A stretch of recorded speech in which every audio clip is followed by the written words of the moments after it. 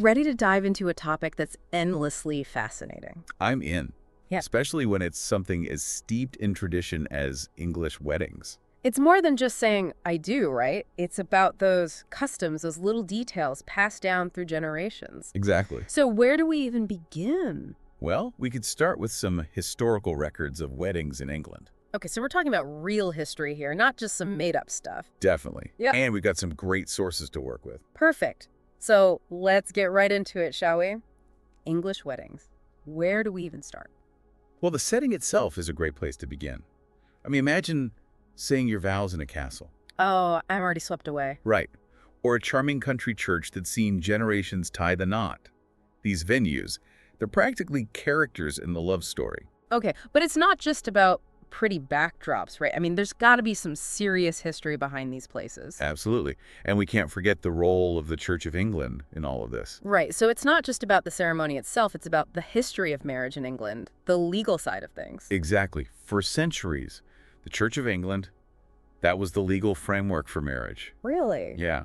It wasn't until the 19th century that civil ceremonies became an actual thing, legally speaking. So when we talk about church weddings, we're talking about a tradition that's deeply tied to the evolution of marriage laws in England. Precisely. And that's just scratching the surface. Wow, it's amazing how much history is packed into a single decision, like where to get married. It really is. Yeah. And speaking of traditions, you know what always fascinates me? What's that? The calling of the bands. What? The bands. It sounds like something straight out of a Jane Austen novel. It kind of does. Okay, so what is it? Okay, so picture this, right? For 3 Sundays in a row, leading up to the wedding, Okay, I'm picturing it. the bands are announced. That means the intention to marry is publicly declared in both the bride and groom's parishes. Oh, wow. So everyone knows. Everyone. It was about making sure there were no reasons the couple couldn't marry, like a previous marriage or, close family ties. Whoa, family drama. So it wasn't just an announcement. It was like a legal precaution. Exactly. Anyone who knew a reason why they shouldn't marry could object. I never knew that. That's wild. So with all this going on, who do you think played a vital role in making sure everything ran smoothly? Oh, absolutely. The unsung heroes of the wedding day, Ooh, tell me. the ushers. The ushers, really? We're talking about the people who show guests to their seats. Yes, they're like the secret backbone of a flawless English wedding. You're right. They're the ones dealing with the guests, managing the flow, making sure everything runs smoothly. Exactly. They might seem low-key, but trust me, they're the masters of ceremony, ensuring everything goes to plan. And I bet they've seen it all. From lost guests to wardrobe malfunctions, those ushers are the real MVPs. Oh, 100%. They're like wedding ninjas, discreetly handling any hiccups, keeping the day stress-free. Absolutely. They're all about keeping things running like clockwork. They really do keep things moving. But you know what else is an essential part of an English wedding? And it's not just about keeping things running on time. Let me guess, we're talking about the wedding feast. Close. But even more central, more iconic, the cake.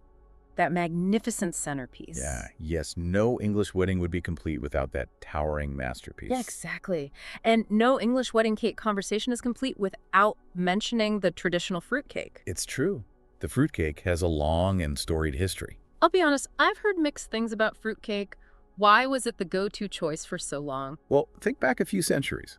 Preserving food was a big deal. Right. No refrigerators. Exactly. Right. So those dried fruits, nuts, and let's not forget that generous splash of brandy. Brandy in the cake. Oh, absolutely. It acted as a natural preservative. Meant the cake could last for months. Months. Seriously. Oh, yeah. It was common for couples to actually save the top tier. Save it for what? Their first anniversary, or sometimes even their first child's christening. It was like a little edible time capsule. That's amazing. I had no idea. So it wasn't just about practicality, though, was it?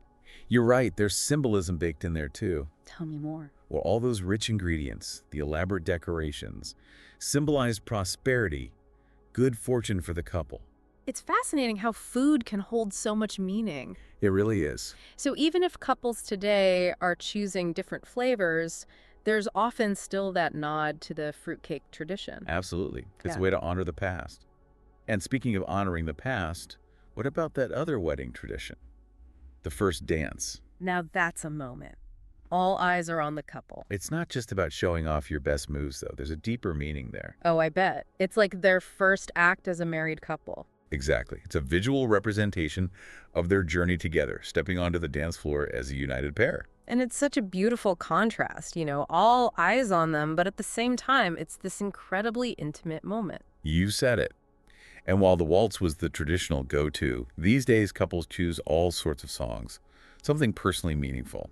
Love that. So, if you had to pick your first dance song, what would it be? Ah, that's a tough one. There are so many great choices. Maybe something classic, timeless, melody that just screams enduring love. What about you? What would your dream first dance song be? Ooh, that's hard. I'd want something upbeat, something to get everyone on the dance floor. But you know what I really love about English weddings? What's that? The quirky traditions. Ah, yes. Those little customs, some more superstitious than others, that just add to the charm. Exactly, like something old, something new. Something borrowed, something blue. It's like a good luck checklist for the bride. And what about the horseshoe? A symbol of good luck. Oh, yes. Often tucked into the bride's bouquet, or worn as a charm. Just a little hope for a happy future. And then there's the chimney sweep. Ah, yes. A kiss for good luck from a chimney sweep. So strange and yet so charming. It's a fun one. But amidst all the fun and festivities, we can't forget about the bridal party. They're more than just friends in matching outfits, that's for sure. Right. They're the emotional backbone throughout this whole journey. Seriously, from dress shopping to calming those pre-wedding jitters, they do it all. They're the ultimate support system. Have you ever been part of a bridal party? I have. It's an experience, for sure. You're not just there for the party, you're there for your friend every step of the way. It's about being present for one of the biggest moments in their life. It really makes you think about those wedding photos. It's not just the couple all dressed up, it's capturing this whole circle of support around them. Exactly. It's a reminder that weddings, especially English weddings, they're about so much more than just the two people getting married. Right. It's families coming together, friends uniting. It's this whole community joining in on this special moment. It's a beautiful thing. And I think that's a big part of what makes English weddings so enduring, so fascinating. Totally. We're drawn to that sense of tradition, that link to the past. But they're not stuck in time, are they? Not at all. Yeah. English weddings were constantly evolving, blending old traditions with new ideas. Which I love. It's like, how do you honor the past while still making it your own? And you see couples doing that in so many ways. Absolutely. From the music they choose, to the vows they write, to like blending in elements from different cultures. Exactly. It's about taking those traditions and making them meaningful for you right here, right now. It's exciting to see how it all comes together. It really is. It makes you wonder, what would your dream English wedding look like? Ooh, dangerous question. I might be here all day. For me, it'd be all about the setting. I'm a sucker for those whimsical, romantic locations. A countryside chapel, maybe a hidden garden. Oh, I'd love that. A little secret garden ceremony. So romantic. Right, a place that feels both timeless and intimate. But honestly, more than any specific detail, it's about that feeling, that atmosphere of love and joy, those shared moments that make a wedding unforgettable. Beautifully said. The kind of memories you cherish forever. Exactly. And on that note, I think we've reached the end of our deep dive into the captivating world of English weddings. It's been a pleasure exploring these traditions with you. Likewise. We've uncovered the history, the symbolism, the sheer variety that makes English weddings so special. From those grand venues to the tiniest customs, there's something so captivating about it all. It really makes you appreciate the thought and care that goes into crafting these celebrations. Absolutely. So, to everyone listening, whether you're planning your own wedding, dreaming of a future one, or simply captivated by the magic of tradition, we hope this deep dive has left you with a newfound appreciation for the captivating world of English weddings. Cheers to that. Until next time, keep exploring, keep asking questions, and who knows what fascinating traditions you might uncover.